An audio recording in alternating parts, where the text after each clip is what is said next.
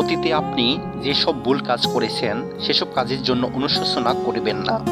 অনুশোচনা করুন সেসব ভালো কাজের জন্য যেগুলি আপনি ভুল মানুষের জন্য করেছেন।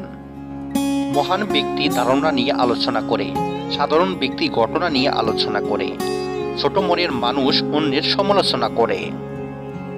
5টি জিনিস সাফল্যের লক্ষণ। 1. স্বামী স্ত্রীর মন মানসিকতা এক হওয়া। 2. সন্তান সন্ততি নেককার হওয়া। 3. ভাই বন্ধু নেককার হওয়া। 4. প্রতিবেশী সৎকর্মশীল হওয়া। 5. নিজ শহরেই রোজগারের ব্যবস্থা হয়ে যাওয়া। তুমি যা বিশ্বাস করো বলে দাবি করো, সে বিশ্বাসের মুখোমুখি হতে কখনো পিছপা হয়েও না।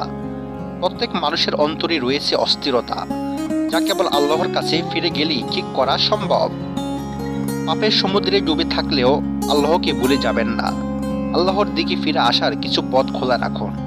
পাপের আনন্দ শেষ হয়ে যাবে, তখন আল্লাহকে আপন দেখবেন। যেখানে একতা আছে সেখানে পরস্পরের মধ্যে সম্মানবোধ জন্মায়। যেখানে সম্মান আছে সেখানেই ভালোবাসা ও শান্তি পাশাপাশি অবস্থান করে।